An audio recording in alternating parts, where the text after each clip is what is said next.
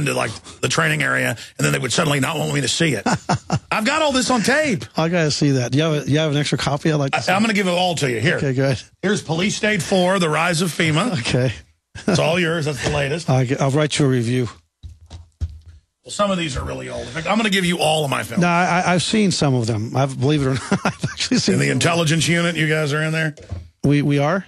I mean, do you have me up on the big screen? You go, this is the main enemy. No. And then you... No, I know I'm not that important. You're an Austenite. We like you. I'm just a minor... I like you. I'm a minor enemy. Like I said, I actually listen to you and read your stuff. I know. You're very, very nice. Hey, you actually come in here and talk to me. Yeah, 3 times now. Used to, a couple of police chiefs ago, who was the one who looked like he was a corpse? I forgot he was bald. Anyways, I went over there to some open house thing where they have the tanks and the armored vehicles and everything. And I just tried to ask him a question. All these other cops bumped into me. Get back, get back. So, I mean, you are nice. I'm pretty approachable. My staff thinks I'm too approachable. But you know what? At the end of the day, I work for the people. You know, I mean, I may be an employee of the city, but I work for the people. And my bosses have heard me say this. This community has heard me say this. I'd rather lose my job than not do my job. And well, I have to say this. You're probably the most popular police chief we've ever had. Oh, thanks. Since I've lived here 20 years. Yeah, well. Talking about these guys on your staff, they don't like you coming to this show? No, actually, they liked me coming here. And crazy, Anthony Hippolito, there's one of your fans. He wanted to come by and say hi and meet you. Uh-oh, he's going to get on a FEMA list now. That's all right. That's all right. Well, I know I'm not living up to what he thought he'd see here. I'm just depressed watching this happen. So, I mean, I just hope that police chiefs around the country will uphold the Bill of Rights and Constitution. Well, I can tell you I spent a lot of time. I meet with my colleagues in the major city chiefs meetings around the country, and it would take a lot for us to say we wanted the military to be patrolling our streets. It would take the sky will actually literally have to be falling before we would say that. So we are peace officers. That's why we write peace officer on our ID cards to remind our officers that we're all about keeping the peace, maintaining peace, restoring peace, and securing the peace here. I think that American law enforcement, although not perfect and not equally as good around the country, you know, people like to say we're a bad police department officer. I like to tell them, you know, the reason you think we're bad is you have no point of reference. I'll take them on field trips where I can tell you they'll be very thankful to be policed in the city. Oh, I'll tell you where it's bad is New York City. Well, I'm not going to tell you which ones I think, but I will tell you that I tell my critics, if you have no point of reference, you can't appreciate what you truly have. I believe... Have you been around New York cops? I've been all over the country. I mean, some of them call in and some of them are nice. Oh, but they've got some... But, I mean, you talk about just generally... Yeah. I mean, it's literally like gang members in uniforms. Well, I mean, they've got a lot of good police officers, just like I'm sure there's some that aren't. Yeah, but you know that's what you're talking about. New York is unbelievable. I've talked to Austin police that have asked directions and been told, do I look like a phone book? Well, yeah, I've experienced some of that before from some departments. But I always tell people that take a look at who the Department of Justice, at some of the departments that are under investigation and end up in consent decrees. Those are bad departments. We were investigated for 4 years as a department because the community demanded an investigation. We provided everything. They took a look at us up and down, side to side.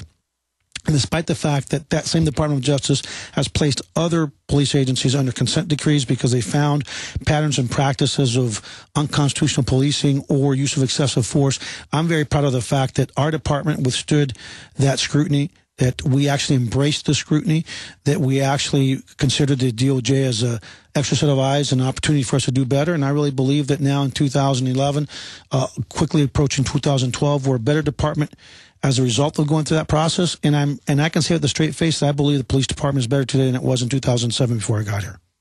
Well, I have to agree, but I still don't like the police taking blood. I know, but you know what? You've been around, you know, you say you're public enemy number one. Have we ever taken your blood?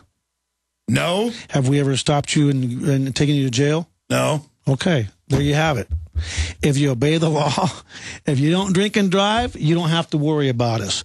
Quite frankly, when you sign up for your driver's license, you write implied consent that you agree to take. No, I understand all that. I'm just saying that, you know, looking at all this, well, I mean, what you just said, though, the Department of Justice, I happen to know, and it's covered in this film, The Noble Lie with the Survivors, that the head of the Justice Department was the deputy head of the Justice Department and was intimately involved covering up this false flag terror event. Okay, Chief. I also... I haven't seen that. This is a new documentary. I'm selling it. I didn't make it, but I'm in it. The point is that Holder got caught running a false flag. He got caught shipping guns into Mexico to blame it on the Second Amendment. And even when he got caught, he tried to use it against the Second Amendment. Yeah. I mean, I've interviewed the police involved in Oklahoma City who saw the feds. I've interviewed the people that saw the feds planting the bombs. Okay, the feds blew up Oklahoma City. And that's what I'm telling you. The Justice Department came down here to make sure we were good. We'll be right back.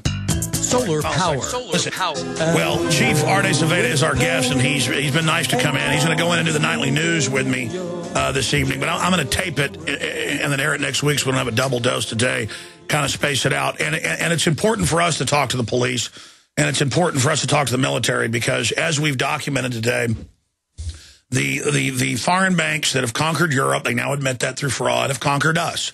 And they want to try to use this country as an engine of this new world order. And so we need to talk to the police, bottom line, because the system does want to create a separation between the police and population. I know for a long time policing was thin blue line, kind of, we got to stick together. The public doesn't care about us. I have noticed that you have tried to reverse that, and a lot of police chiefs aren't. So basically, in closing, where did you come from? I mean, how did you become the Austin police chief? What formed you? And why are you trying to actually have the police interface with the public and not have that separation? Because I see a lot of departments actually want that.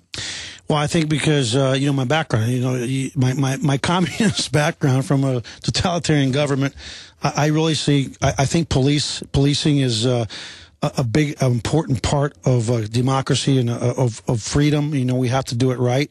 And I think in order for us to be successful as police officers, we have to have the trust and support and cooperation of the community that we serve. And so I spend a lot of hours every week trying to build that trust and support.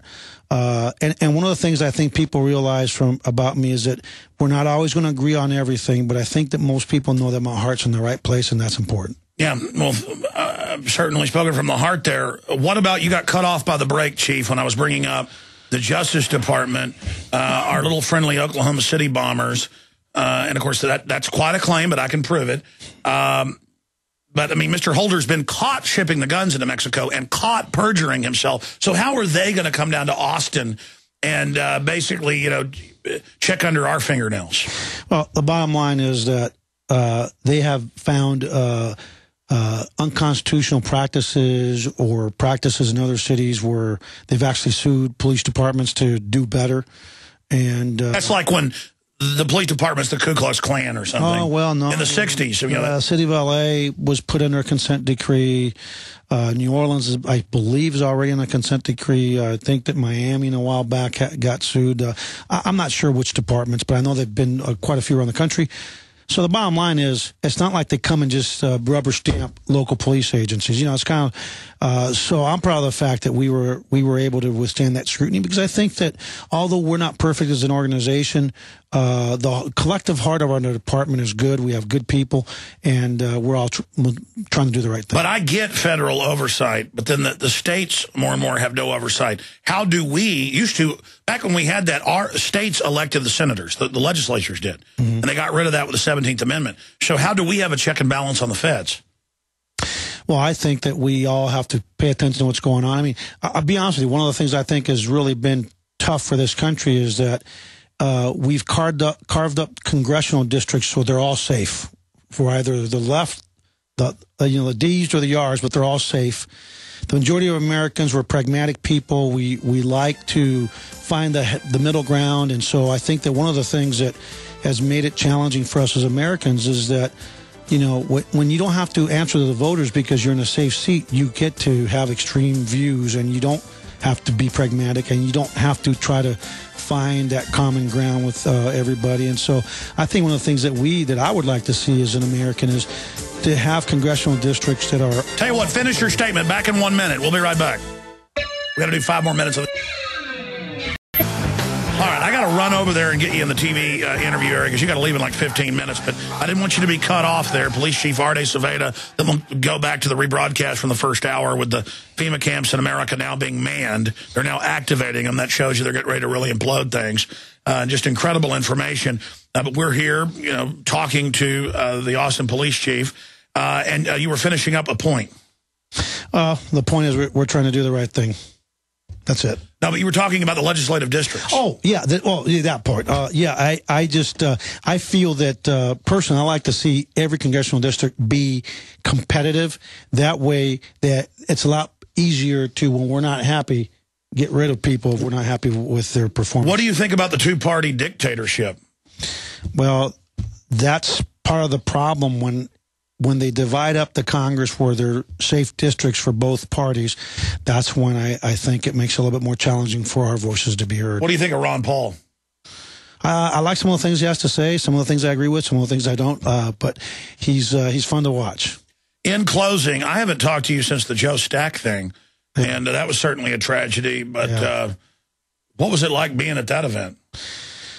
Well, the media wanted to turn that into, they wanted me to use a terrorist, this is a terrorist thing so we can scare the heck out of everybody. And my number one goal that day was we figured out that it appeared to be one person that was angry. That was my cell phone. Somebody's texting me. I'm sorry, I forgot to put it on. Oh, I don't care. It made me think, where's my cell phone? Once we figured out early on in that investigation, it appeared to be an isolated incident. I felt that my number one responsibility was to ensure and reassure Americans they didn't have to worry about a bunch of little small planes going all over the country crashing into buildings. Yeah. Well, I do have a love-hate relationship with you because you're a nice guy. You come in, you make a lot of good points. You're charismatic. You have a good vibe. I don't feel like you're a bad guy when I'm around you. I'm not here to, like, Ram Poobah judging you. It's just that you don't have that normal, fake authoritarian thing that a lot of police chiefs try to put on. It's just, but I did notice that the media did try to get you to turn it into a fear-mongering, Al-Qaeda's under every table, let's get hysterical. And actually, if that would have gotten hyped up bigger, copycats probably would have started doing it. And I know that some people tried. I got some criticism because they said, had that been a Middle Eastern person, I would have termed it terrorism. And I can tell you, just like I told some of these advocacy groups, that absolutely not. It had nothing to do with race.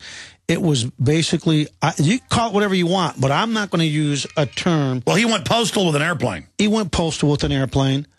He was angry at the Catholic Church. He was angry at his own family. He burnt down his own house. This man was angry at the world. And he used the word terrorism that day. It would have created a lot of anxiety for a lot of Americans, and I wasn't about to do that when I knew it was an isolated incident by one crazy guy who went postal.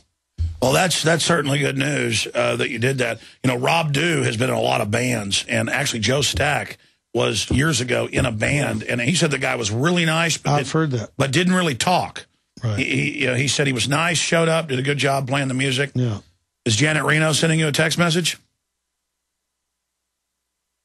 And, oh, boy, I'm getting some interesting texts for being on here.